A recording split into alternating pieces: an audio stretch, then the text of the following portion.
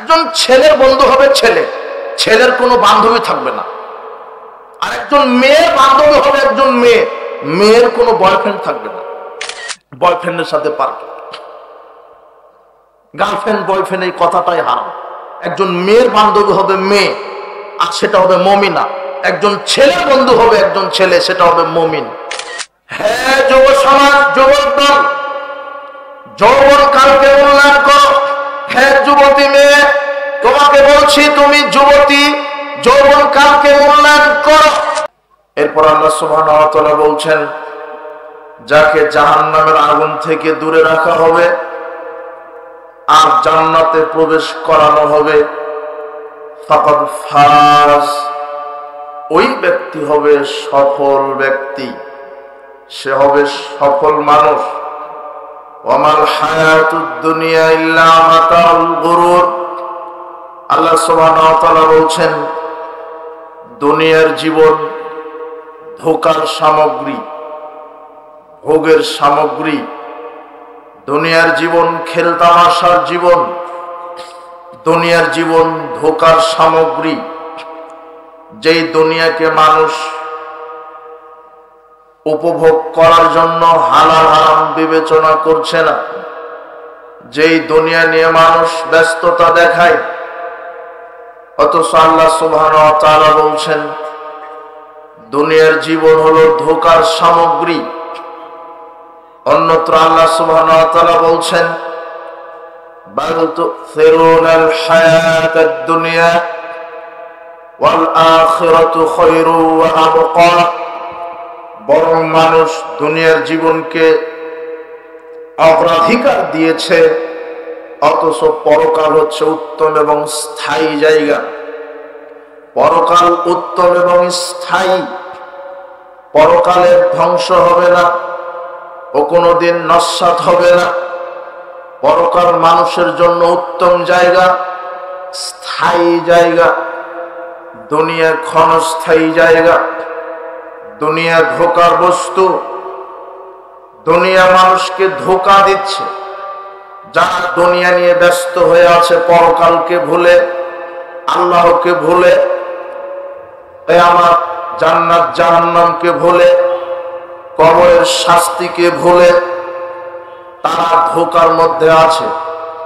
দুনিয়ার এই চাকচিক্য, মাধুর্য, সমিষ্ঠতা, শস্য শ্যামল এই দুনিয়া, এই মধুময় আকর্ষণীয় দুনিয়া, সৌন্দর্য দুনিয়া, দুনিয়ার এই হালচাল, গান বাজনা, জেনা ব্যভিচার, জুয়া লটারি, এর মধ্যেই মানুষ তার জীবনকে উপভোগ করতে চাচ্ছে।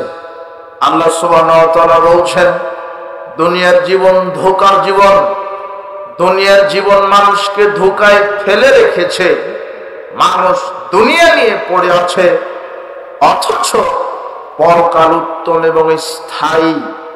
আল্লাহ সুবহানাহু ওয়া তাআলা বলছেন, ওয়াসাল হায়াতাদ দুনিয়া, যে ব্যক্তি দুনিয়ার জীবনকে প্রাধান্য দেয়, শুধু দুনিয়া দুনিয়া করে, দুনিয়ার জন্য দুনিয়া করে, ফাইনাল জাহিমা হিয়াল মাওয়া, আল্লাহ বলছেন তার থাকার জায়গা হবে জাহান্নাম।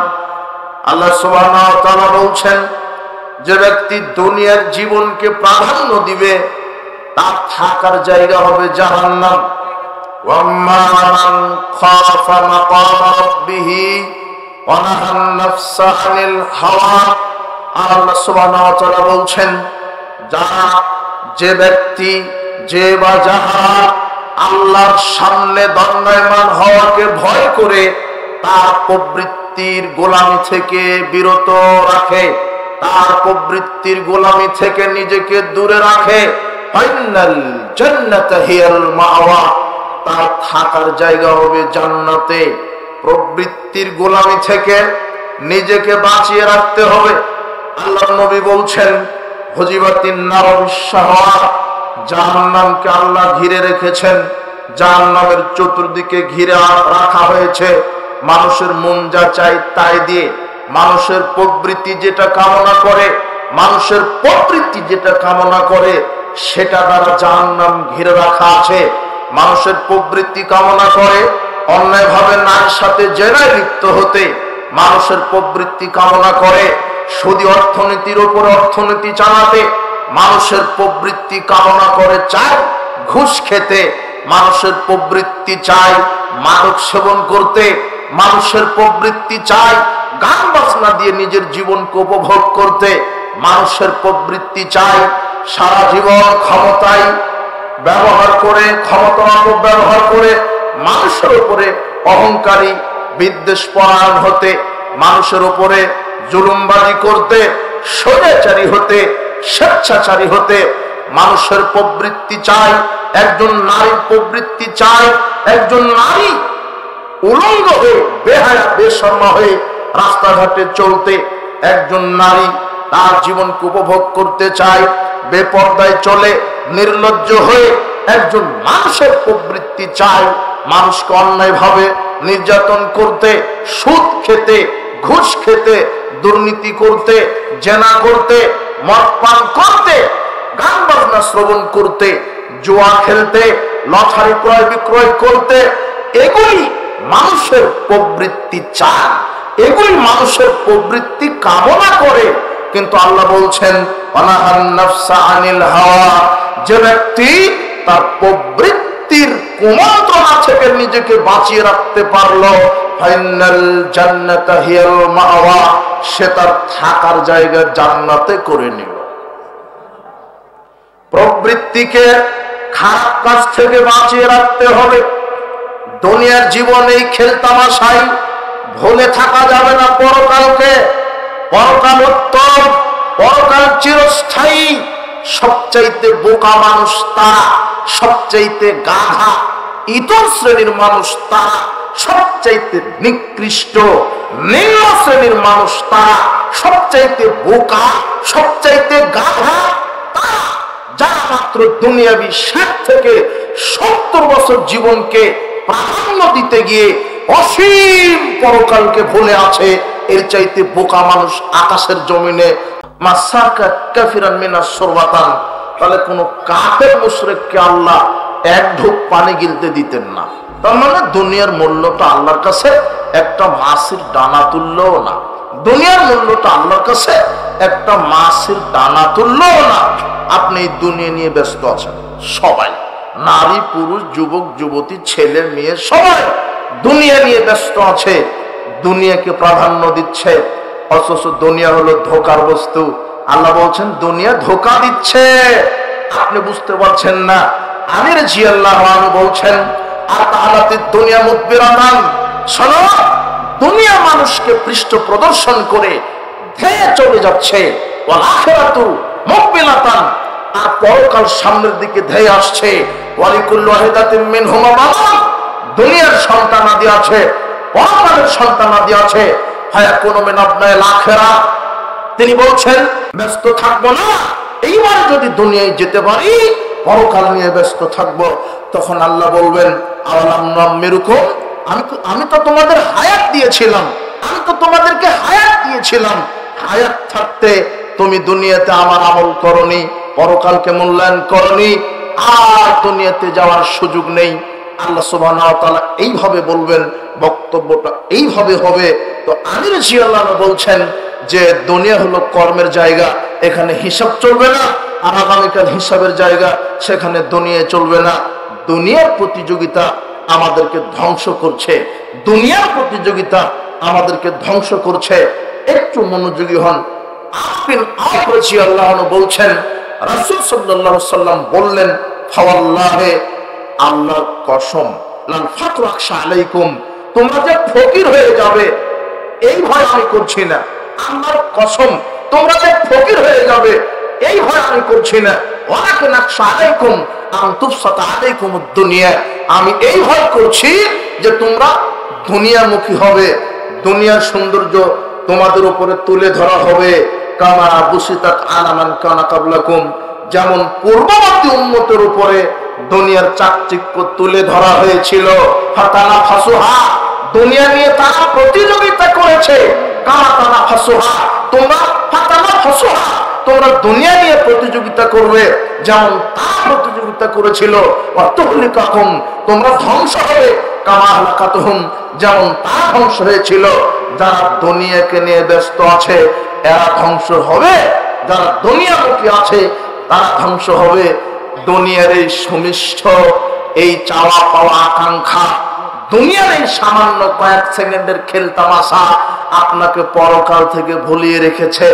একজন ব্যক্তিকে একটা গল্প থেকে শিক্ষা দেখেন, দুনিয়ার এই চাকচিক্য আপনাকে কিভাবে পরকাল থেকে ভুলিয়ে রেখেছে।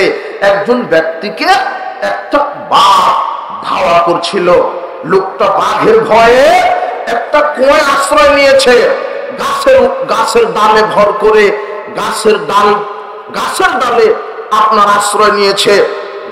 গাছের ডালটা হেলে পড়ে কুয়ার মধ্যে চলে গেছে, কিন্তু কুয়ার নিচে এখনো নামেনি। ডালটা ভেঙে গেলেই লোকটা কুয়ার ভিতরে পড়ে যাবে।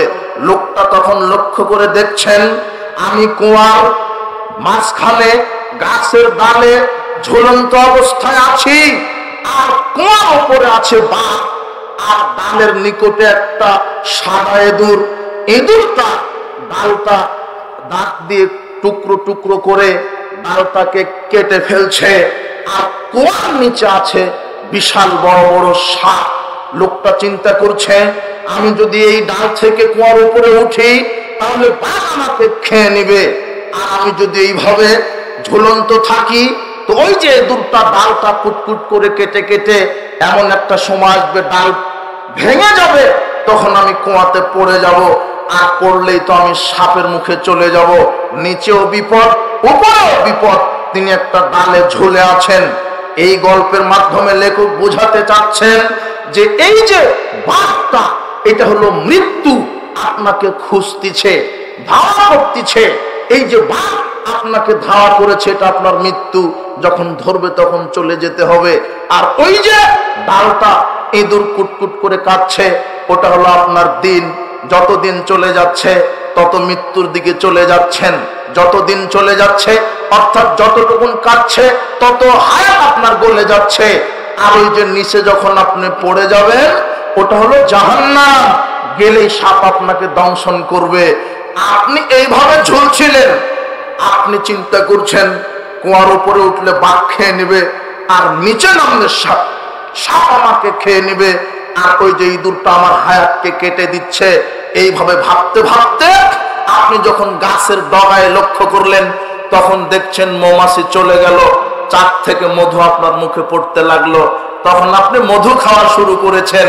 মধু খেতে খেতে, এত সুন্দর মধু খেতে খেতে বাঘের কথা ভুলে গেছেন, ইঁদুরের কথা ভুলে গেছেন, নিচে যে জাহান্নাম সেটাও ভুলে গেছেন। ঠিক আপনার ঘটনা ওরকম হয়েছে। আপনি দুনিয়ার এই মধুর পিছনে ছুটতে গিয়ে গান বাজনা, জেনা বিচার, সুদ ঘুষ দুর্নীতি, এই দুনিয়ার মোহ, চাকচিক্য, বাড়ি গাড়ি, জুয়া লটারি, এর পিছনে ছুটতে গিয়ে আপনি জাহান্নামের কথা ভুলে গেছেন, আপনি আপনার মৃত্যুর কথা ভুলে গেছেন। আপনি যতই মৃত্যুর কথা ভুলেন, মৃত্যুবরণ আপনাকে করতে হবেই। আপনি যতই দুনিয়া নিয়ে ব্যস্ত থাকেন, দুনিয়ার এই সমিষ্ঠতা নিয়ে ব্যস্ত থাকেন, মৃত্যুবরণ আপনাকে করতে হবে। এই জন্য রাসূল সাল্লাল্লাহু আলাইহি ওয়াসাল্লাম বলছেন যে মানুষ বড় ধোঁকার মধ্যে আছে দুনিয়াবী জীবনকে প্রাধান্য দিয়ে। হে যুব সমাজ, হে যুবক দল, তুমি দুনিয়ার মোহে পড়েছো, তুমি দুনিয়ার মোহে পড়ে তুমি পরকাল, তুমি রাসূল সাল্লাল্লাহু আলাইহি ওয়াসাল্লামের আদর্শ, তুমি কোরআন হাদিসকে ভুলে আছো, পরকালকে ভুলে আছো, তুমি আজানের পরে মসজিদে যাওয়াকে ভুলে গেছো। কেন? তুমি দুনিয়ার মোহে ব্যস্ত আছো। হয় জুয়ার আড্ডাই, না হয় জেনার আড্ডাই, না হয় গান বাজনার আড্ডাই, না হলে লটারির আড্ডাই, না হলে বেহায়াপনাই। তুমি ভুলে আছো দুনিয়াবী এই সমিষ্টতায়। অথচ দিনে 5 বার মুয়াজ্জিন তোমাকে ডাকছে, হাইয়া আলাস সালাহ, হে পৃথিবীর মানব মণ্ডলী, আসো সালাতের দিকে, হাইয়া আলাল ফালাহ, যদি সালাতের দিকে আসো কল্যাণ হবে, আসো সালাতের দিকে, আসো কল্যাণের দিকে। যখন মুয়াজ্জিন ডাকছে হাইয়া আলাস সালাহ বলে, তখন তুমি জোয়ার আড্ডাতে ছিলে, তখন তুমি গান বাজনা আড্ডাতে ছিলে, তখন তুমি মদের আড্ডাতে ছিলে, তখন তুমি জেনা ব্যভিচারের আড্ডাতে ছিলে। এই যে দেখো, দুনিয়ার জীবন তোমাকে গাফেল রেখেছে 5 ওয়াক্ত সালাত থেকে। তোমার মদ পান করা তোমাকে ভুলিয়ে রেখেছে সালাত থেকে, তোমার জুয়া খেলা ভুলিয়ে রেখেছে আল্লাহর জিকির করা থেকে, তোমার গান বাজনা ভুলিয়ে রেখেছে পরকাল থেকে। কেন? তুমি দুনিয়ার জীবন নিয়ে ব্যস্ত আছো। অথচ আজকে যুবক আছো, দুদিন পরে চামড়া ঘুষ পড়ে যাবে, চুল পেকে যাবে, মৃত্যু চলে আসবে, তখন তোমাকে যেতে হবে পরকালে। বিশ্বাস করো যুবক, তোমার এই যৌবনকাল চিরদিন থাকবে না। বিশ্বাস করো যুবক, তোমার এই যৌবনকাল চিরদিন থাকবে না। আমর বিন মাইমুন আউদি রাদিয়াল্লাহু আনহু তিনি বলছেন, কালা রাসূলুল্লাহ সাল্লাল্লাহু আলাইহি ওয়াসাল্লাম লিরাজুলিন, এক ব্যক্তিকে আল্লাহর নবী বললেন, ওয়া হুয়া ইনহু ইগতানিম খামসা ক্বাবলা খামসিন, এক ব্যক্তিকে বললেন, এই ব্যক্তি শোনো, তোমার জীবনে 5টা জিনিস আসার পূর্বে 5টা জিনিসকে মূল্যায়ন করো। 5টা জিনিস আসার পূর্বেই 5টা জিনিসকে মূল্যায়ন করো। এক, শাবাবাকা ক্বাবলা হারামিক, বার্ধক্য আসার পূর্বেই যৌবনকালকে মূল্যায়ন করো। বার্ধক্য আসার পূর্বেই যৌবনকালকে মূল্যায়ন করো। 2, ওয়াসিহহাতাকা ক্বাবলা সাকামিক, অসুস্থতা রোগে আক্রান্ত হওয়ার পূর্বেই সুস্থতাকে থাকা মূল্যায়ন করো। অসুস্থতা রোগে আক্রান্ত হওয়ার পূর্বেই সুস্থতাকে থাকা মূল্যায়ন করো। ওয়াগিনাকা ক্বাবলা ফাকরিক, দারিদ্রতা আসার পূর্বেই ধনী অবস্থাকে মূল্যায়ন করো। দারিদ্রতা আসার পূর্বেই ধনী অবস্থাকে মূল্যায়ন করো। ওয়াফারাগাকা ক্বাবলা শুগলিক, ব্যস্ততা আসার পূর্বেই অবসর সময়কে মূল্যায়ন করো। ব্যস্ততা আসার পূর্বেই অবসর সময়কে মূল্যায়ন করো। ও হায়াতাকা ক্বাবলা মাউতিক, মৃত্যু আসার পূর্বেই জীবনকে মূল্যায়ন করো।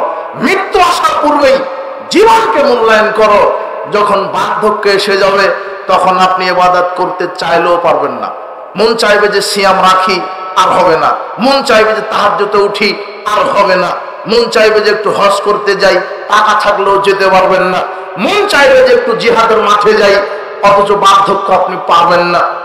এই জন্য আল্লাহর নবী বলছেন যে বার্ধক্য আসার পূর্বেই তুমি যৌবনকালকে মূল্যায়ন করো, সুস্থতা থাকাকে মূল্যায়ন করো। অসুস্থতা আসার পূর্বেই যখন রোগ এসে যাবে, তখন আপনি মন চাইলেই নফল সিয়াম তাহাজ্জুদ পড়তে পারবেন না। আপনি এখন সুস্থ আছেন, সুস্থতাকে মূল্যায়ন করেন।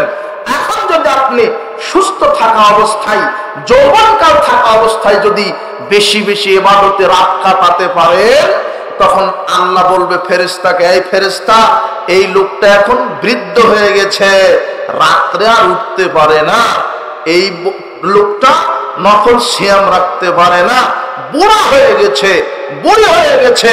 তাই বলে তোমরা নেকি লিখা বাদ দিবে কেন?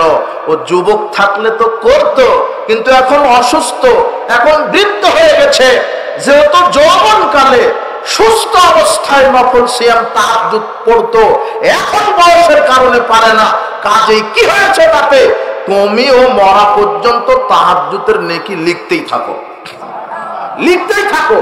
ও পারে না, কি হয়েছে? ও তো যৌবনকালে তাহাজ্জুদ পড়তো, এখন পারে না।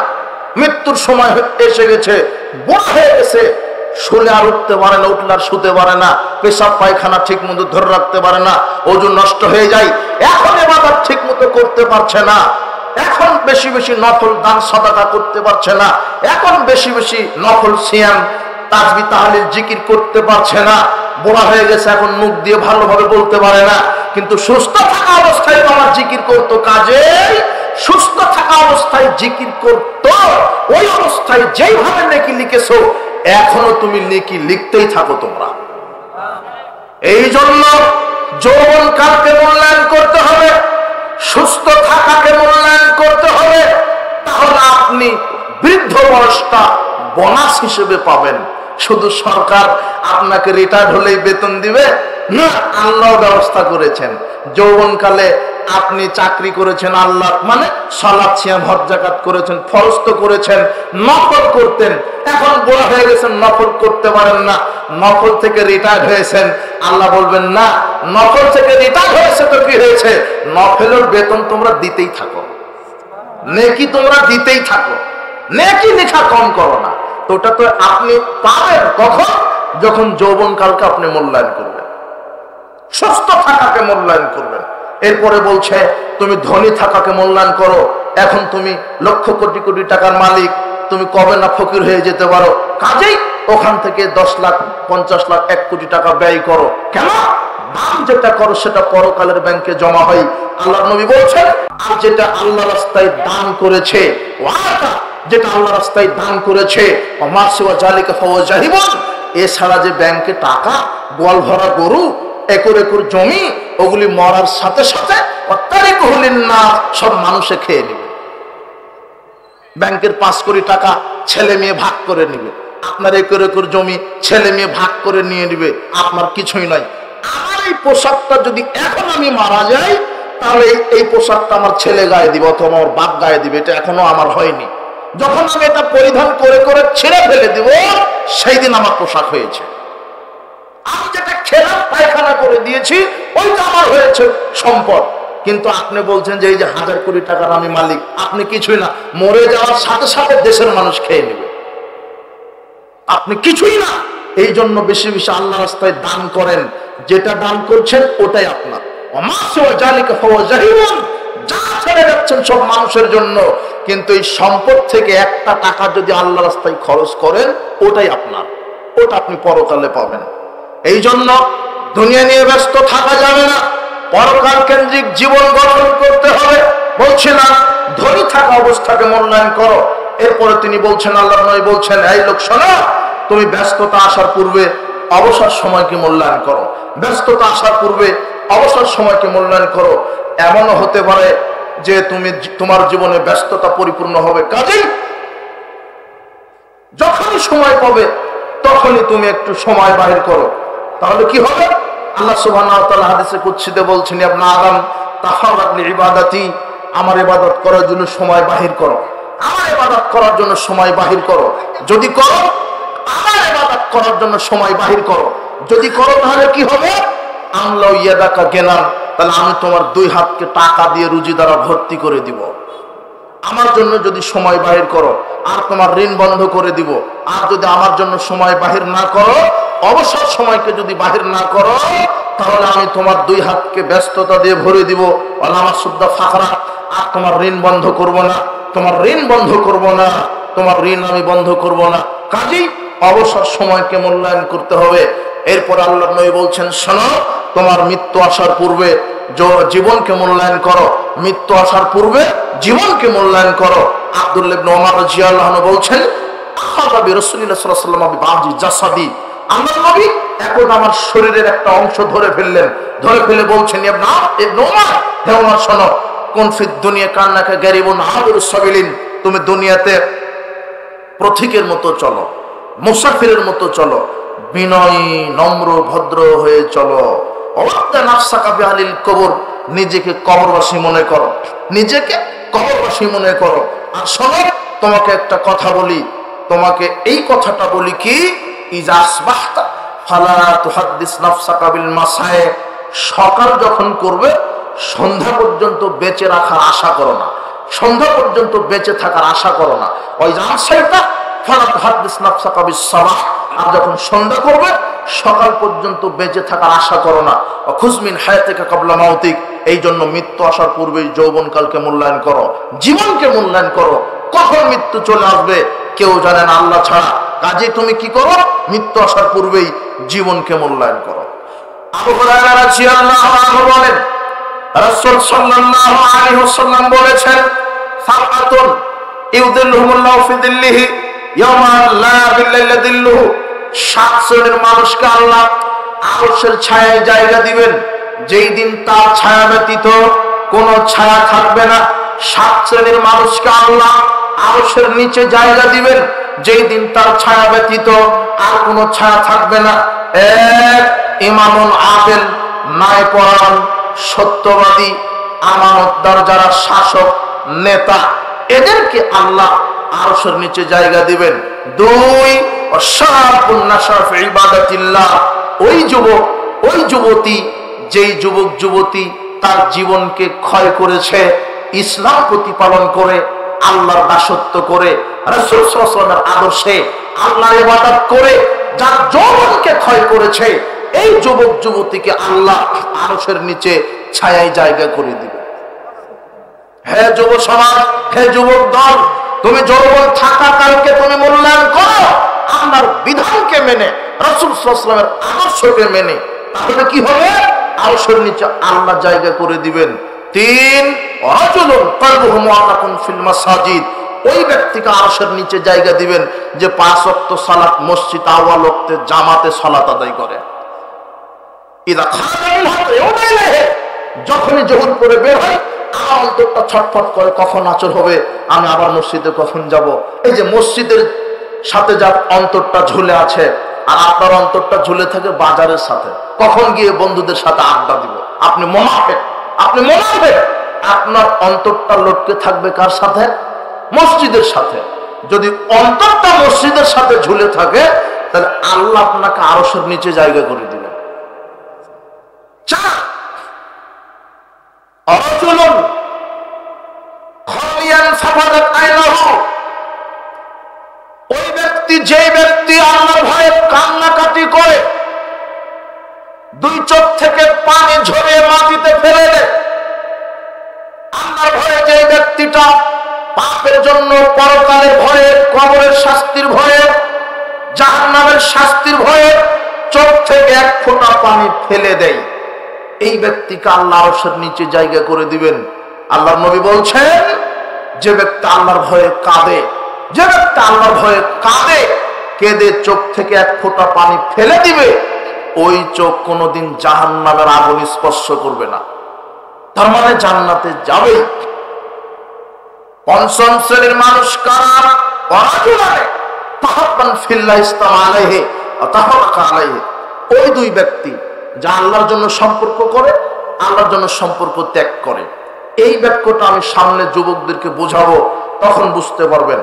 6 রাজুলুন ইমরাতুন জাত হাসাবিন ওয়া জামালিন, বা ইমরাতুন জাত হাসাবিন ওয়া জামালিন, ওই ব্যক্তি, যেই ব্যক্তিকে সুন্দরী, বংশীয়, লাবণ্যময়,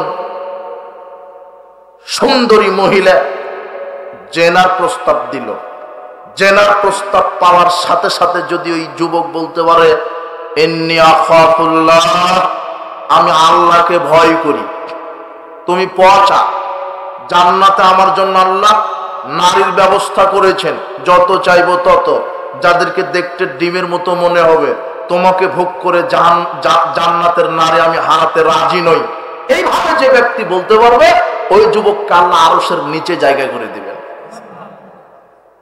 তুমি দুনিয়ার এই ল্যাংটা নারীকে দেখে পাগল হচ্ছ কেন যুবক? একটু তোমার সামনে একটু আমি কথা বলবো, তবে হাদিসটা এবারও শেষ করি। 7 শ্রেণীর মানুষ, তার শেষ ওই ব্যক্তি যে গোপনে দান করে, এমন গোপন, হাত্তালা তামালা তাআলামা শিমালুহু মা তুনফিকু ইয়ামিনুহু, এমন গোপনে দান করলো, ডান হাত দান করলে বাম হাত জানে না, মানে গোপন দান। গোপন দান, যারা গোপনে দান করবে তাদেরকে আরশের নিচে জায়গা করে দিবেন। গোপন দান মানে গোপন দান, কাউকে না বলে আল্লাহর জন্য দান। সাদাকাতুস সিররে তুতফিউ গাদাবার রাহ, কেউ যদি গোপনে দান করতে পারে, তাহলে আল্লাহ তার উপরে এত রাগান্বিত ছিল যে জাহান্নামে দিত, কিন্তু লোকটা গোপনে দান করার সাথে সাথে আল্লাহর রাগ মিটে গেছে, জাহান্নামে দিবে না। গোপন দানের কত ক্ষমতা! আল্লাহ বলছেন গোপনে দান করো, তাহলে আমার রাগ মিটে যাবে। আমার নবী বলছেন যে কেউ যদি গোপনে দান করতে পারে, তাহলে আল্লাহ তাকে 70 গুণ বেশি নেকি দিবেন। হ্যাঁ যুব সমাজ, যুবক দল, যৌবন কালকে মূল্যায়ন করো। হ্যাঁ যুবতী মেয়ে, তোমাকে বলছি, তুমি যুবতী, যৌবন কালকে মূল্যায়ন করো। রাসূল সাল্লাল্লাহু আলাইহি ওয়াসাল্লাম বলেছেন, লা তাযালু ক্বাদাম ইবনে আদম ইয়াওমাল কিয়ামাহ হাত্তা ইউসালান খামসিন। আল্লাহর নবী বলছেন, আদম সন্তানকে 5টা জিজ্ঞাসা না করা পর্যন্ত আদম সন্তানের কদম আল্লাহ নাড়াতে দিবেন না। আদম সন্তানকে 5টা প্রশ্নের উত্তর 5টা জিজ্ঞাসা না করা পর্যন্ত আদম সন্তানের কদম নাড়াতে দিবে না। তারে আমরিহি ফিমা আফনাহু, আল্লাহর কাছে মানুষকে তার সারা জীবন বুঝাতে হবে। আল্লাহর কাছে মানুষকে তার সারা জীবন বুঝাতে হবে। 2 আনসাবাবিহি ফিমা আবলাহু, যৌবনকাল বুঝাতে হবে কিভাবে ব্যয় করেছেন। যৌবনকাল বুঝাতে হবে কিভাবে যৌবনকালকে কাটিয়েছেন।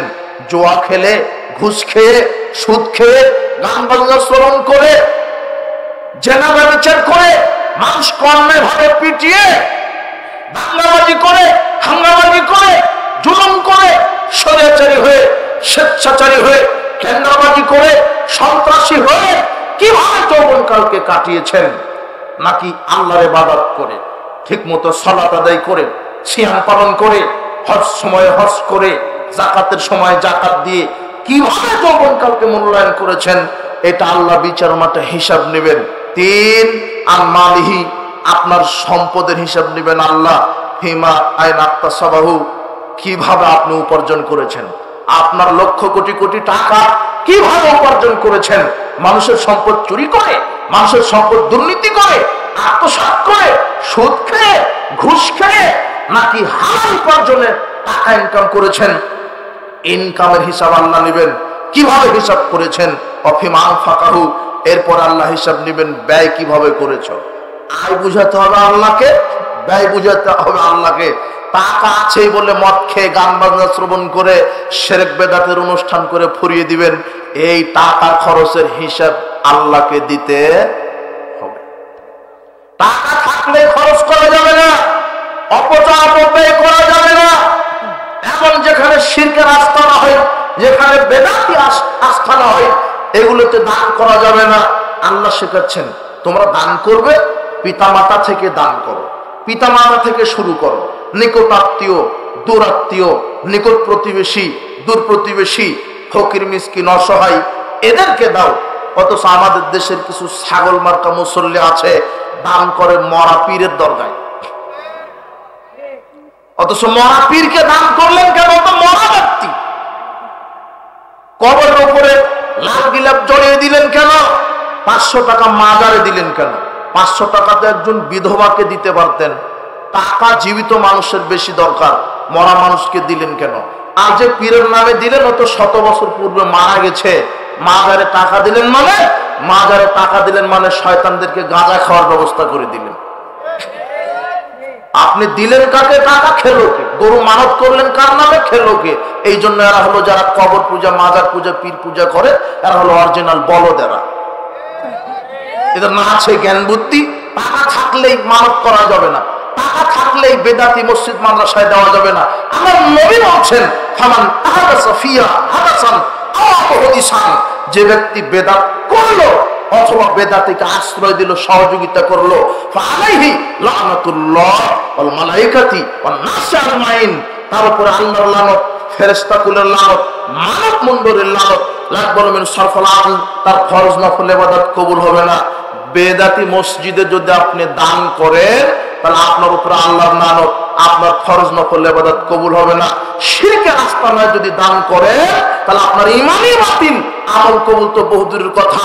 এই জন্য যে মাদ্রাসা, যে মসজিদগুলিতে বেদাত চাষ হয়, এই মসজিদ মাদ্রাসায় টাকা দেওয়া হারাম।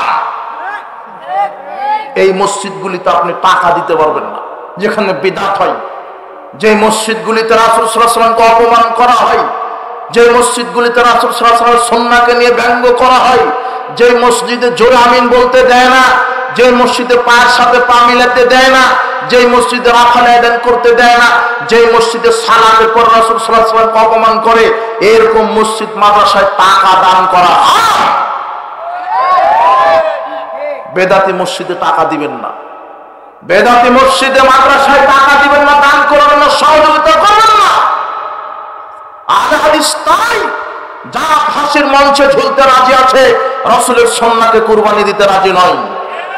আহলে হাদিস তো তাই, যারা ফাঁসির মঞ্চে ঝুলতে রাজি আছে, চুপে আমিন বলতে রাজি নয়।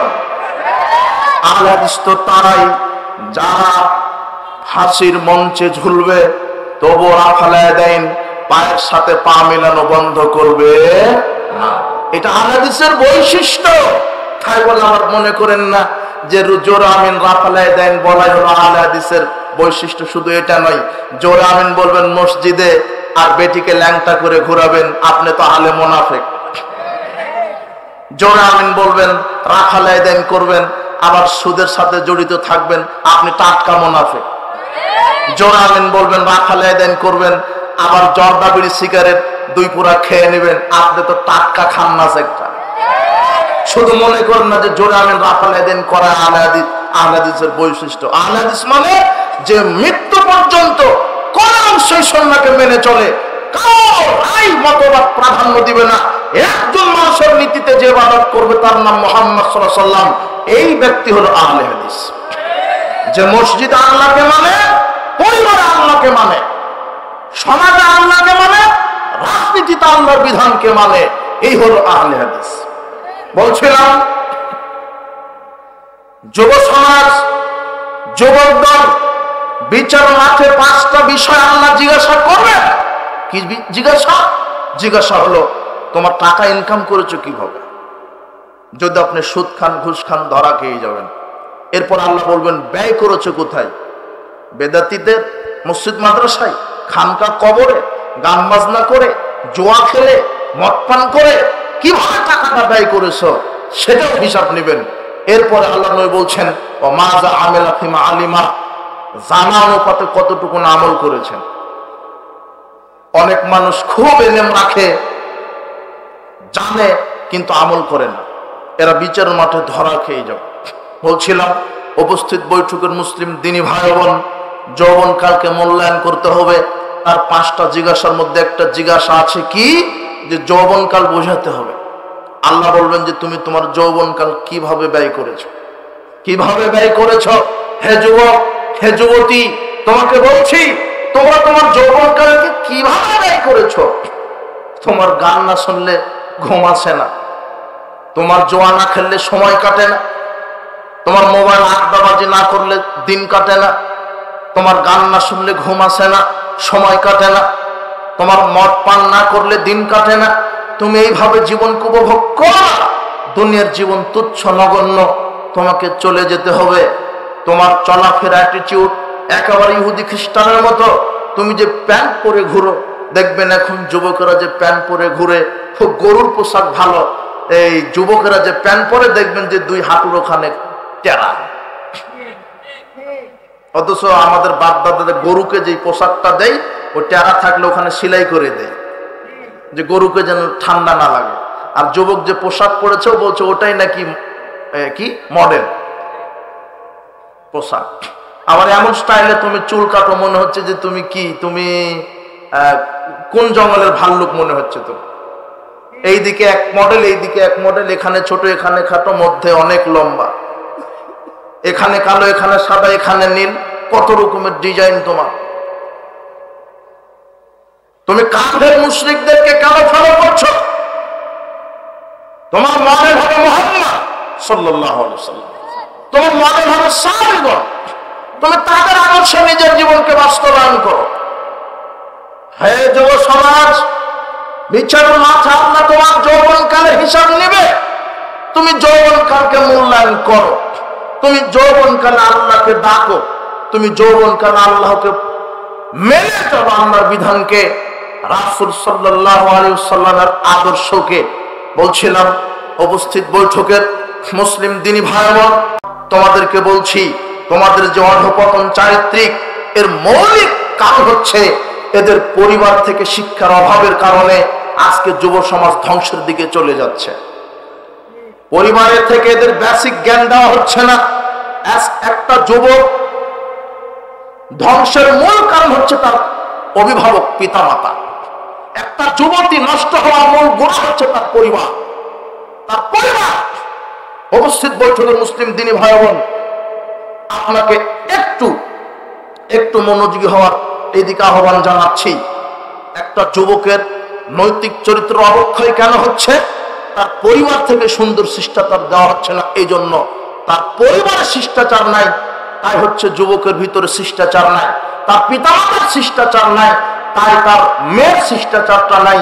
আল্লাহর নবী বলছেন, কুল্লু মাউলুদিন ইউলাদু আলাল ফিতরা, প্রত্যেকটা সন্তান, প্রত্যেকটা মানুষ জন্মগ্রহণ করে ইসলামের স্বভাব নিয়ে।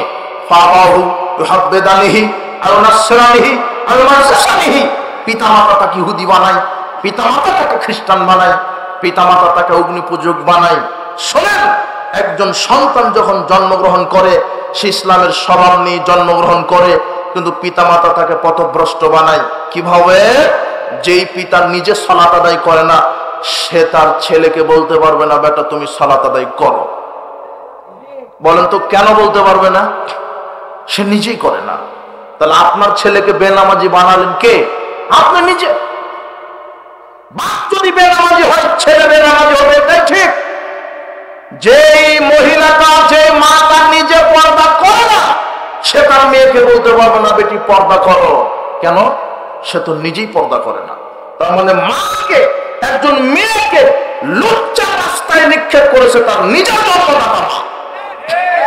মা যদি সভ্য হতো, বেটি সভ্য হতো। বাপ যদি সালাত আদায় করতো, বেটাও সালাত আদায় করতো। বাপ যদি গাঁজাখোর হয়, বেটা গাঁজাখোর হবে। মা যদি বেশ্যা হয়, বেটি বেশ্যা হবে, কথাই ঠিক। মা যদি নিজের স্বামীকে রেখে পর পুরুষের সাথে পরকিয়া করে, তাহলে ওই বেটিও বয়ফ্রেন্ডের সাথে পরকিয়া করবে, কথাই ঠিক। সাবধান! আল্লাহর নবী বলছেন, পিতামাতা তাকে ইহুদি বানায়, পিতামাতা তাকে খ্রিস্টান বানায়। আপনি সচেতন হন। পিতামাতার অসচেতনতার কারণে ছেলে মেয়ে জেনা রাস্তায়, মদের রাস্তায়, গান বাজনা রাস্তায় চলে যাচ্ছে। আব্দুল্লাহ ইবনে ওমর রাদিয়াল্লাহু আনহু বলছেন, রাসূল সাল্লাল্লাহু আলাইহি ওয়াসাল্লাম বলেছেন, আলা কুল্লুকুম রাইন ওয়া কুল্লুকুম মাসউলুন আন রায়াতিহি, তোমরা প্রত্যেকেই দায়িত্বশীল, প্রত্যেককে তার দায়িত্ব সম্পর্কে জিজ্ঞাসা করা হবে। আল ইমামু আলান নাস রাইন, দেশের শাসক দেশের জনগণের উপরে দায়িত্বশীল। ওয়া মাসউলুন আন রায়াতিহি, দেশের শাসককে আল্লাহ বিচার মাঠে জিজ্ঞাসা করবেন, জবাব নেবেন। পরিবারের যিনি কর্তা পুরুষ, সে পরিবারের উপরে দায়িত্বশীল, তাকে বিচার মাঠে তার দায়িত্ব সম্পর্কে জিজ্ঞাসা করবেন। একজন নারী পরিবারের উপরে দায়িত্বশীল, তার স্বামীর উপরে, তার ছেলে মেয়ের উপরে। একজন নারী তার স্বামীর উপরে দায়িত্বশীল, তার পরিবারের সদস্যদের উপরে দায়িত্বশীল, ছেলে মেয়ের উপরে দায়িত্বশীল। নারী দায়িত্বশীল মানে তার স্বামী কোনো শরীয়ত বিরোধী কাজ করলে ওই নারীকেই ওটা সমাধা করে দিতে হবে। একজন স্ত্রী পরিবারের দায়িত্বশীল। মেয়ে অথবা ছেলে যদি কোনো খারাপ কাজ করে, ওটা একজন মাকেই শিক্ষা দিতে হবে। আল্লাহ নবী বলছেন, পুরুষও দায়িত্বশীল, একজন নারীও দায়িত্বশীল। প্রত্যেককে তার বিচার মাঠে দায়িত্ব সম্পর্কে জিজ্ঞাসা করবেন আল্লাহ।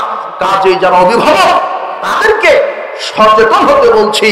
আপনি আপনার ছেলে মেয়েকে কি শিক্ষা দিচ্ছেন? আপনি আপনার ছেলে মেয়েকে কি শিক্ষা দিচ্ছেন? আজকে আপনার ছেলে মেয়ের অবনমনের মূল দায়ী হচ্ছেন পিতামাতা, আপনি নিজে।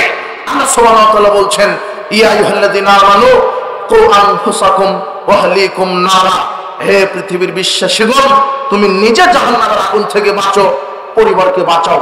তার মানে নিজে বাঁচবো কি করে? শিরক মুক্ত ঈমান, বেদাত মুক্ত আমল, সালাত, সিয়াম, হজ, যাকাত, পর্দা, জিকির, আজকার, কোরআন তেলাওয়াত। এরপরে পরিবারকে বাঁচাবো কি করে? পরিবারকে বলতে হবে সালাত আদায় বাধ্যতামূলক, মেয়েকে বলতে হবে সালাত আদায় বাধ্যতামূলক, ছেলেকে বলতে হবে সালাত আদায় বাধ্যতামূলক। শোনেন, যেই পরিবারে 5 ওয়াক্ত সালাত নেই, সেই পরিবার আদর্শ নয়। যেই পরিবারে পর্দা মেনটেন নেই, সেই পরিবার আদর্শ নয়। যেই পরিবারে ঘুমানোর পূর্বে কোরআন তেলাওয়াত হয় না, ফজরের সালাতের পরে কোরআন তেলাওয়াত হয় না, ওই পরিবার আদর্শ নয়। যেই পরিবারের সদস্য সুদ, ঘুষ, জুয়া, বিড়ি, সিগারেট, জর্দাগুল খায়, এই পরিবার আদর্শ নয়। যেই পরিবারে টিভি, সিনেমা, নগ্নতা, নাচ গান চলে, এই পরিবার আদর্শ নয়। আশ্চর্য কথা, 4টা চেয়ার আছে আর এলইডি বড় টিভি আছে। পিতা এক চেয়ারে, মা এক, বেটি এক চেয়ারে, ছেলে এক চেয়ারে, তার বউ এক চেয়ারে। 4 জন পরিবারের সদস্য একই সিনেমা দেখছে, একই গান শ্রবণ করছে। যখন সিনেমায় নায়ক নায়িকা আসে, যেই নায়িকাটা উলঙ্গ হয়ে এসেছে, একই পরিবার একসাথে বাপ বেটা ছেলে মেয়ে সবাই সিনেমা দেখছে। যখন নগ্ন নায়িকা এসেছে, তখন বাপও যে নিয়ত করে, বেটাও একই নিয়ত করে। এটা নিয়ন্ত্রণহীন পরিবার। কথা বুঝেন নেব না? এরা হলো গাধা, কুকুর, সিগার। এদের গায়ে লাভ নেই। এরা পশু প্রাণ। বাপ ছেলেকে বলছে বেটা দোকান থেকে এক প্যাকেট সিগারেট নিয়ে আয়, তো দুদিন নিয়ে আসতে নিয়ে আসতে ও একদিন মেরে দিবে। তাহলে ছেলেকে সিগারেট খাওয়া শিখালো কে? বাপ। মেয়ে কান্না করছে, নগ্ন গান দিয়ে বলছে, এই যে গান, কান্না থামাচ্ছে সন্তানের মোবাইল সামনে দিয়ে। তাহলে ছেলে সন্তানকে মোবাইলে গান শেখানো শেখাচ্ছে কে? তার বাপ, তার মা। আপনার সন্তানকে আপনি কত ভ্রষ্ট করছেন? গান বাজনা, হে যুব সমাজ, গান বাজনা শ্রবণ করা থেকে বিরত থাকো। বাংলাদেশের এই যত সিনেমা, নাটক, গান বাজনা, অশ্লীলতা, এগুলি এদেশের যুবক যুবতীর ইমানকে ধ্বংস করার জন্যই এই লুচ্চারা এগুলি তৈরি করা শুরু করেছে। এরা এই সিনেমা, নাটক, এগুলি সিনেমা, নাটক, এগুলি একটা এমন অবস্থা, এগুলি তৈরি করা হয়েছে জেনা সরিয়ে দেওয়ার জন্য।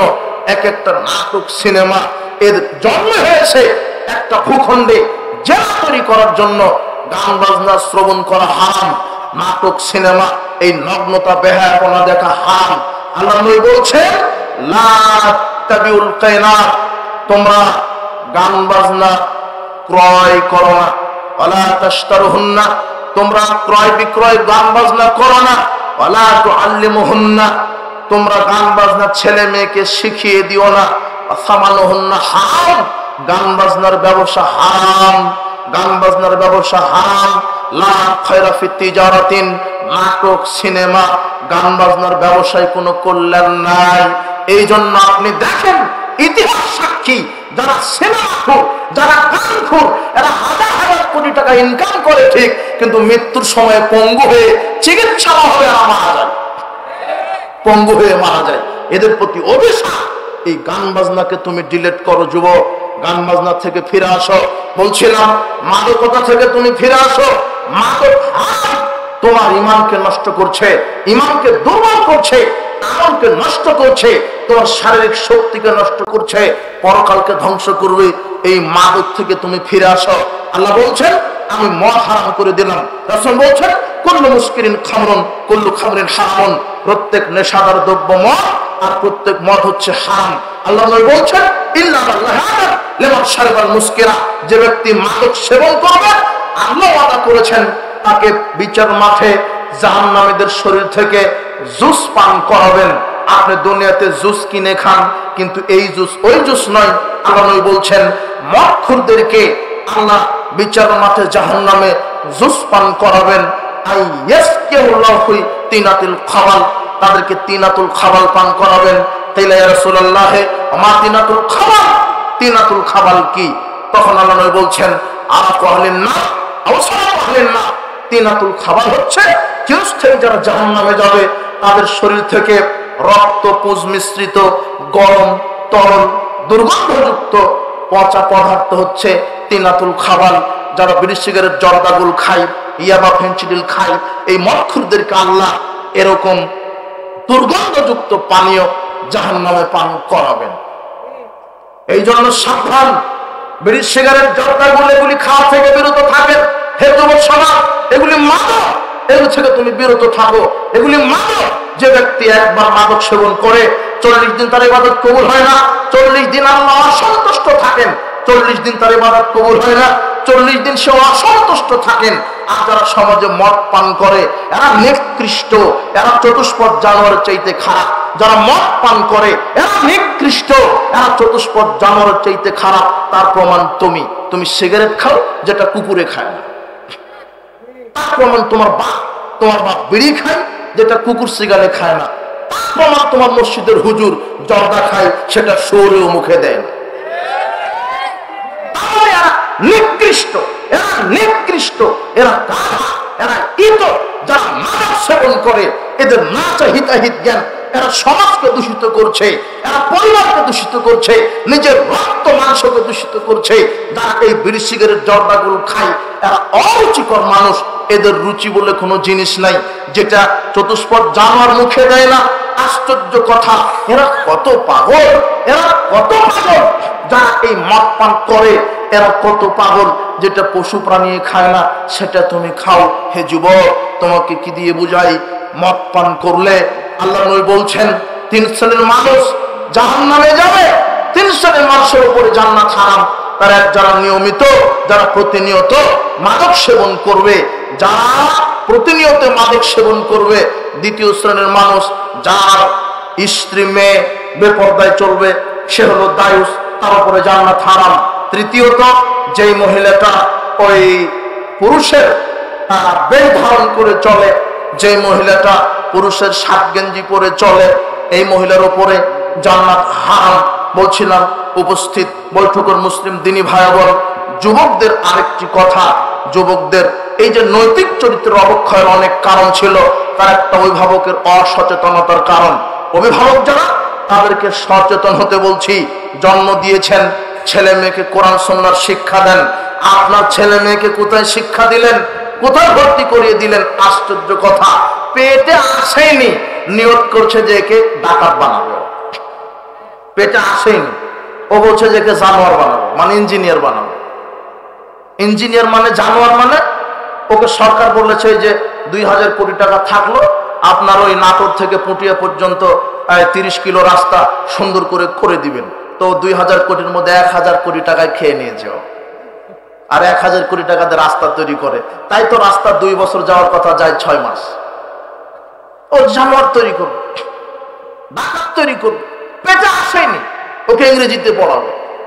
তাই তো দেখবেন এখন প্রতিযোগিতা শুরু হয়েছে, দুধ ছাড়তে দেরি, হাফ কেজি আদেশের 1 পোয়া কেজিতে ভর্তি করতে দেরি নেই। কেজি আছে না, কেজি স্কুল, তারপরে নার্সারি, তারপর প্লে, তার কিন্ডার গার্ডেন, এগুলো নেয়। এখন আবার সিস্টেম শুরু হয়েছে বাচ্চার সাথে বাচ্চার মা ফ্রি। ওদের জন্য আলাদা চেয়ার টেবিল থাকে। ওই শিক্ষক যে ও বাচ্চার সাথে আধা ঘন্টা ক্লাস করে, বাচ্চার মায়ের সাথে আধা ঘন্টা। যে ভাবি এসেছেন, বসেন, কি খেয়েছেন, সকালে গোসল দিয়েছিলেন? কথা বুঝেননি মনে হয়। তো আপনিও তো মাস্টার্স পাস করেছেন, কি ওগুলি জাহেলিয়াতি শিক্ষা দিয়ে? নার্সারি প্লেতে ভর্তি করেন, এতে নিষেধ করিনি, কিন্তু অবশ্যই সেই নার্সারি প্লে গ্রুপ, কিন্ডার গার্ডেনে যেন কোরআন সুন্নাহর সিলেবাস থাকে, এমন নার্সারিতে ভর্তি করেন। নাহলে দেখেন ওখানে কিছুই নাই, শুধু ইংরেজিতে তৈরি করছে ওরা, শুধু অঙ্ক শিখাচ্ছে, শুধু বাংলা শিখাচ্ছে, না আছে ওখানে আলিফ বাতা, না আছে সূরা ফাতিহা, না আছে খাওয়ার দোয়া, না আছে ওযুর দোয়া, না আছে সালাতের পদ্ধতি। যেগুলি শেখানো দরকার একজন ছেলে মেয়েকে, সেগুলি শেখাচ্ছে না। আপনি ওখানে দিলেন মানে, অথচ আপনার ছেলে মেয়েকে দিবেন মক্তবে। দুধ খাওয়া ছেড়ে দিয়েছে, এই ছেলেকে দিবেন কোথায়?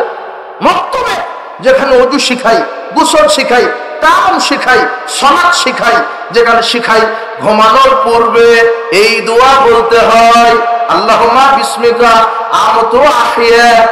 খাওয়ার শুরুতে বিসমিল্লাহ বলতে হয়, খাওয়ার শেষে আলহামদুলিল্লাহ বলতে হয়, কাউকে দেখলে আসসালামু আলাইকুম ওয়া রাহমাতুল্লাহ বলতে হয়। এগুলি যেখানে শিখাই সেখানে দিবেন। আর এমন জায়গায় ভর্তি করে দিলেন যে ওখানে পড়াশোনার নিয়তি করে, ওখানে পড়ার জন্য পিতামাতা দেয় এই নিয়তেই, যাতে করে বড় বড় দুর্নীতিবাজ জন্মগ্রহণ করে, চুরি করতে পারে, ডাকাত তৈরি করতে পারে। কি শিখালেন আপনি? নার্সারি বলতে, নার্সারি নাম দিয়েছে কেন? নার্সারিতে গাছের চারা বড় করা হয়, তাই না? ওই এই জন্য নাম নার্সারি। তো ওখানে গাছের চারাটা উপযুক্ত করে এরপরে উঠিয়ে বাগানে লাগানো হয়, তাই তো? এই জন্য তো নার্সারি। ঠিক, নার্সারি করেছে কেন? যাতে করে আপনার ছেলেকে সঠিক শিক্ষা, দিন শিক্ষা মজবুত করে গড়ে তুলে তারপরে বিশ্ববিদ্যালয়ে ভর্তি করা যায়। কিন্তু আপনি প্রথমেই যদি নাস্তিক শিক্ষা দেন, নাস্তিক্যবাদী শিক্ষা, ও বিশ্ববিদ্যালয়ে পড়ার পরে বলবে দেয়ার ইজ নো গড। ও বিশ্ববিদ্যালয়ে পড়াশোনা করার পরে বলবে ডান হাতে পানি খাওয়া এটা সেকেলের কথা। ও বিশ্ববিদ্যালয়ে পাশ করে বলবে দাড়ি এখনো মানুষ রাখে, ও জিএমবি ও শিবির, এগুলি বলবে। বলছে তো তাই, কথা বুঝলেন মনে হয়? কি শিখালেন আপনার ছেলেকে? দাড়ি রাখা নিয়ে কটাক্ষ করে, প্যান্ট টাকনোর উপরে আছে কটাক্ষ করে। যে কটাক্ষ করছে সে হিন্দুর বাচ্চা নয়, সে মুসলমানেরই বাচ্চা।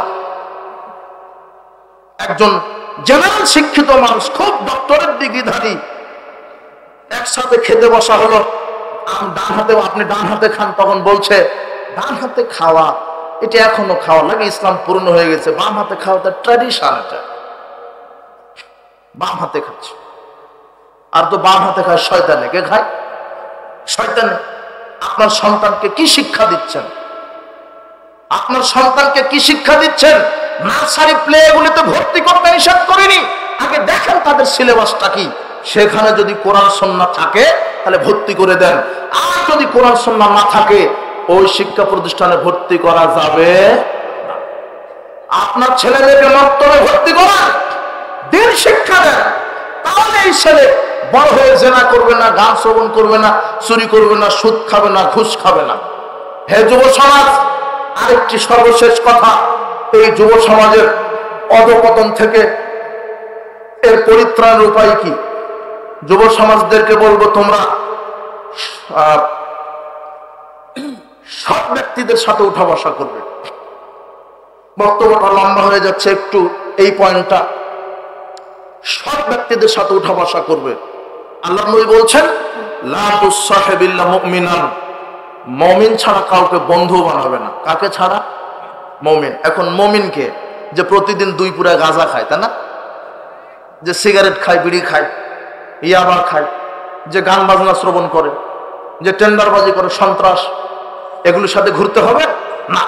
মুমিনকে যার ভিতরে আল্লাহ ভীরুতা আছে, যার মুখে দাড়ি আছে, প্যান্ট টাকনোর উপরে আছে, যে 5 ওয়াক্ত সালাত আদায় করে, যার চরিত্র সুন্দর, যে হালাল পবিত্র রুজি ভক্ষণ করে, এ হলো মুমিন। একই আল্লাহ বলছেন, লা তুসাহিবিল্লা মুমিনান, মুমিন ছাড়া কাউকে বন্ধু নির্বাচন করো না।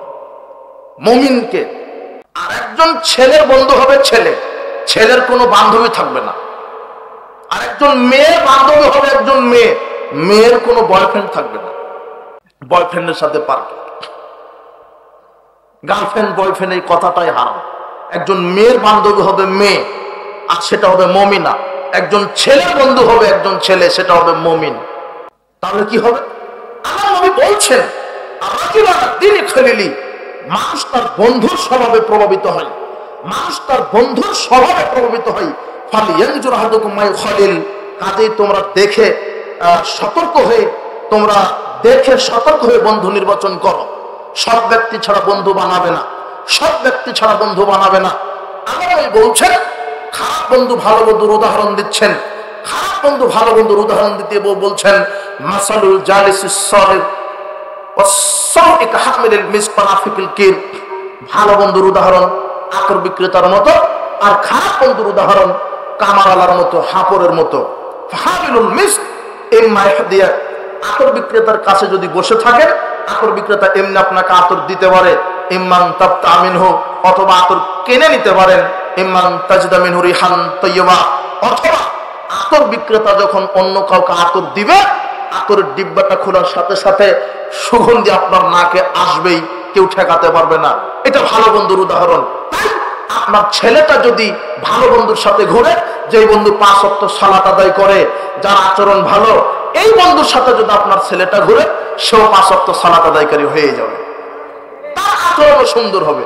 আপনার মেয়েটা যদি একজন পর্দাশীল মেয়ের সাথে ঘুরে, 5 ওয়াক্ত সালাত আদায় করে এমন মেয়ের সাথে ঘুরে, আপনার মেয়েটাও পর্দা করা শিখবে, সালাত আদায় করা শিখবে। কেন? মানুষ তার বন্ধুর স্বভাবে প্রভাবিত হয়। এরপর আল্লাহ নবী বলছেন, নাফিকুল কির। আর খারাপ বন্ধুর উদাহরণ হলো কামারালার, হাপরের মতো। ইম্মা আইহুরিকা সিয়াবা, কামারশালায় যদি বসে থাকে, আগুন এসে আপনার পোশাক জ্বালিয়ে দিতে পারে। ইম্মান তাজিদা মিনহু রিহান খাবিসা, অথবা ওই কামারশালা থেকে, হাপর থেকে ধোঁয়া এসে আপনাকে লাগবেই। এই জন্য আপনার ছেলেটা যদি খারাপ বন্ধুর সাথে ঘুরে, গাঁজাখুর, ইয়াবাখুর, বিড়িখুর, সিগারেটখুর, এদের সাথে যদি ঘুরে, তাহলে ও একাই সিগারেট খাবে না, আপনার ছেলেকেও দিনে 2টা সিগারেট খাইয়ে দিবে। কথা বুঝেননি মনে হয়? এই জন্য অভিভাবক সচেতন হয়। আপনার ছেলে, আপনার মেয়ে কার সাথে ঘুরছে, আপনার ছেলেটা, আপনার মেয়েটা কার সাথে সারাদিন সময় দেয়, বন্ধু যদি খারাপ হয় তাহলে তার বন্ধু খারাপ হবে, বন্ধু ভালো হলে ওর বন্ধু ভালো হবে। এই জন্য অভিভাবক তাদেরকে বলছি, যুব সমাজ তোমাদেরকে বলছি, তোমাদের এই নৈতিক চরিত্র অবক্ষয় থেকে ফিরে আসার একটা বড় মাধ্যম, তোমরা বন্ধু নির্বাচন করো, মুমিন বন্ধু, আলেম ওলামার সাথে সময় দিবে, সমাজের যারা সৎ ব্যক্তি এদের সাথে উঠা বসা করবে, তাহলে ইনশাল্লাহ তোমাদের ইমান ডেভেলপমেন্ট হবে, আমলের দিকে তোমাদের আমলের বৃদ্ধি প্রাপ্ত হবে। এরপরে দুই নাম্বার প্রতিকার বলছি যুবকদেরকে পাপ কাজ থেকে বাঁচার জন্য, 5 ওয়াক্ত সালাত আউয়াল ওয়াক্তে জামাতের সাথে আদায় করবে। কয় ওয়াক্ত সালাত? 5 ওয়াক্ত। আল্লাহ বলছেন ইন্নাস সালাতা তানহা আনিল ফাহশাই ওয়াল মুনকার। আল্লাহ বলছেন নিশ্চয় সালাত মানুষকে ফাহেশা এবং খারাপ কাজ থেকে বিরত রাখে। নিশ্চয় 5 ওয়াক্ত সালাত মানুষকে খারাপ কাজ থেকে বিরত রাখে। হে যুবক দল, 5 ওয়াক্ত সালাত আউয়াল ওয়াক্তে জামাতের সাথে আদায় করবে। তিন নাম্বার কি? যখন তোমাদের বিবাহের বয়স হয়ে যাবে বিবাহ করবে। এইটা তোমাদের বাপকে বলে গেলাম, যত অভিভাবক আছে আপনার ছেলে মেয়ে বালেগ হওয়ার সাথে সাথে বিবাহ দিয়ে দিবেন। কথা বুঝেননি মনে হয়? নিজের পায়ে খাড়াতে হবে। বাপ বলছে যে নিজের পায়ে খাড়াতে হবে, যেই বাপ বলছে নিজের পায়ে খাড়াতে হবে সে কিন্তু পটল বিক্রি করে খায়। কথা বুঝেননি মনে হয়? যে বলছে যে ব্যাপার তুই তো নিজের পায়ে দাঁড়াতে হবে, যে বলছে সে ভ্যান চালিয়ে খায়, তো বিয়ে করেনি। কথা বুঝেননি মনে হয়? মানে তোমার বাপ বোঝাতে চাচ্ছে নিজের পায়ে মানে 20 লক্ষ টাকা ঘুষ দিয়ে তোমাকে ভিক্ষা করা শিখতে হবে। কথা বুঝেননি মনে হয়? আর সমাজে হারামখোরের কোনো মূল্য নাই, হারামখোরের মূল্য বেশি। 20 লক্ষ টাকা যে ঘুষ দিয়ে চাকরি করছে বলে চাকরিজীবী লোক, আর যে 5 লক্ষ টাকা দিয়ে চাউলের দোকান দিয়েছে বলছে দোকানদার।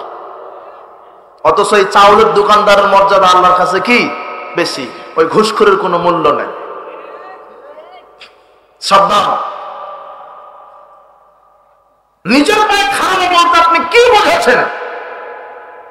3 শ্রেণীর মানুষকে আল্লাহ সাহায্য করা ওয়াজিব হয়ে যায়।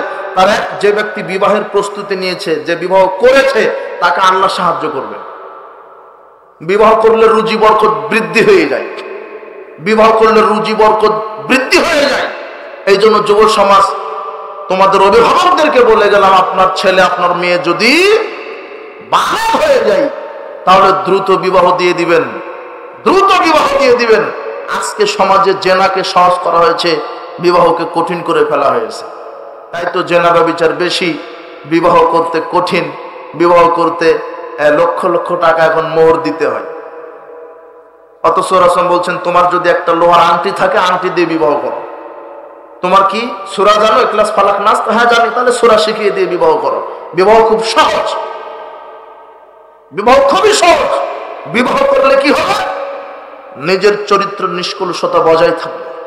আব্দুল্লাহ ইবনে মাসউদ রাদিয়াল্লাহু আনহু বলছেন, রাসূল বলেছেন ইয়া মাশারাশ শাবাব মান ইসতাতা মিনকুমুল বাত। হে যুব সমাজ, তোমাদের যদি ক্ষমতা থাকে তাহলে বিবাহ করো। ফাইন্না আহজুলিল বাসার, বিবাহ করলে চক্ষু নিচু হয়। ওয়াসালিল ফারজে, আর লজ্জাস্থানের হেফাজত হয়। বিবাহ করো, বিবাহ করলে চক্ষু নিচু হয়, লজ্জাস্থানের হেফাজত হয়। যুব সমাজ, তোমাদের চরিত্র নিষ্কলুষতা বজায় রাখতে বিবাহ আবশ্যিক, বিবাহ করতে হবে। দ্রুত বিবাহ করে নিলে চরিত্রটা ঠিক থাকবে, আমলিয়াত বৃদ্ধি পাবে। তখন তুমি দুনিয়ার গতিতে হাল চালে তুমি পথভ্রষ্ট হওয়ার সম্ভাবনা কম হবে। বলছিলাম হে যুবকদল, বিবাহ করো, ক্ষমতা থাকলে বিবাহ করো। ক্ষমতা মানে স্ত্রী আসবে, স্ত্রী আসার সাথে সাথে 1 বছর 2 বছর পরে বাচ্চা আসবে, সন্তান আসবে, তাদেরকে চালাতে হবে। শুধু বিবাহ করে তুমি এইভাবে স্ত্রীকে ল্যাংটা করে ঘুরো না। বিবাহ করে যেই সন্তান আসবে তাকে মানুষের মতো করে মানুষ তৈরি করো। আল্লাহ বলছেন সালাসাবানাতিন, যেই পিতা 3টা কন্যা সন্তানকে বড় করবে, যেই পিতা 3টা কন্যা সন্তানকে বড় করবে, ফাদাবাহুন্না, তাদেরকে সুন্দর শিষ্টাচার শিখাবে, ওয়াজাওয়াজহুন্না, মেয়েকে সৎ ছেলের সাথে বিবাহ দিবে, ওয়াসানা ইলাইহিন্না, মেয়েদের সাথে সদাচরণ করবে, ফালাহুল জান্নাহ, ওই পিতার উপরে আল্লাহ জান্নাতকে ওয়াজিব করে দিবেন। তার মানে আপনার মেয়ে জন্মগ্রহণ করলে তাকে আদব শিখিয়ে দিবেন। আদব মানে অজুটা শিখিয়ে দিবেন, গোসল করা শিখিয়ে দিবেন, 5 ওয়াক্ত সালাত কিভাবে আদায় করতে হয়, ফজরের পরে কোরআন তেলাওয়াত করতে বলবেন, ঘুমানোর পূর্বে কোরআন তেলাওয়াত করতে বলবেন, বলবেন আম্মু বিসমিল্লাহ বলে খাও, খাওয়ার শেষে আলহামদুলিল্লাহ বলো, পেশাব পায়খানা প্রবেশের দোয়া বলো, পেশাব পায়খানা থেকে বের হওয়ার পরে দোয়া বলো, ঘুমানোর সময় ডান কাতে সব ঘুমানোর দোয়া বলো, ঘুম থেকে ওঠার পরে দোয়া বলো, পিতামাতার খেদমত করো, বড়দেরকে সম্মান করো, মানুষকে সালাম দাও, গীবাত করো না, বেপরদায় চলো না, গান বাজনা শ্রবণ করো না। এইভাবে মেয়েকে শিষ্টাচার শিক্ষা দিবেন। কি শিক্ষা দিবেন? শিষ্টাচার। 2, সৎ ছেলের সাথে বিবাহ দিবেন। একজন পিতার দায়িত্ব আল্লাহর নবী বলে দিচ্ছেন, কোন পিতার যদি একটা হোক, 2টা হোক, 3টা হোক কন্যা সন্তান যদি জন্মগ্রহণ করে, তাহলে 1 নম্বর শিষ্টাচার শিক্ষা দিবে। কি শিক্ষা দিবে? শিষ্টাচার। 2 নম্বর, সৎ ছেলের সাথে বিবাহ দিবে। কোন ছেলের সাথে? সৎ ছেলে।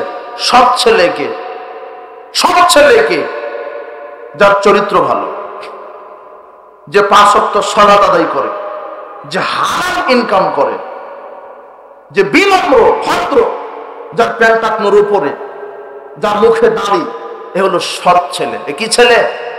সৎ ছেলে। আর সমাজে এখন মেয়েকে বিবাহ দিলেই মেয়ের বাপ হা করে থাকে, কি এর সৎ ছেলে? ও আগেই দেখে ওর ডিগ্রি কত বড়, বেতন কত বড়, গাঁজা কত পরিমাণ খাই, খা, কোনো সমস্যা নেই, বেতন কত বড় এটা দেখবে। 2 পরিবার থেকে বিবাহের প্রস্তাব এসেছে হাজী সাহেবের মেয়ের কাছে, মেয়ে হাজী সাহেবের। 2 পরিবার থেকে 2টা ছেলের পক্ষ থেকে বিবাহের প্রস্তাব। একটা ছেলে মসজিদে ইমামতি করে, আজান দেয় আর খায়, মাসে 12,000 টাকা বেতন। আর আরেকটা ছেলে কি করে? ব্যাংকে চাকরি করে, 80,000 টাকা বেতন। হাজী সাহেব দাড়ি চুলকাচ্ছে আর বলছে যে না, এখানে 80,000 থেকে মারতে হবে। কথা বুঝেন নেব না, যে অজুই জানে না, সালাত তো বহু দূরের কথা। আপনি বেনামাজের সাথে মেয়ে বিবাহ দিলেন। বলছিলাম অভিভাবকদেরকে বলছে আপনারা সচেতন হবেন ছেলে মেয়ের ব্যাপারে, ছেলে মেয়ের ব্যাপারে সতর্ক হবেন। অভিভাবকের অসতর্কতার কারণে আজকে যুব সমাজ ধ্বংস হয়ে যাচ্ছে। আর যুবকদেরকে বললাম 3টা কাজ সৎ ব্যক্তিদের সাথে থাকবে। 2 নম্বর কাজ 5 ওয়াক্ত সালাত জামাত আদায় করবে। 3 নম্বর কাজ দ্রুত বিবাহ করে নেবে। আর অনেক কাজ আছে। আল্লাহ সুবহানাহু ওয়া তাআলা যুব সমাজকে এই তাদের চারিত্রিক অধঃপতন থেকে উদ্ধার করে আল্লাহ সুবহানাহু ওয়া তাআলা ইসলামের সুশীতল ছায়ায় অন্তর্ভুক্ত হওয়ার তৌফিক দান করুন। আল্লাহুম্মা আমিন।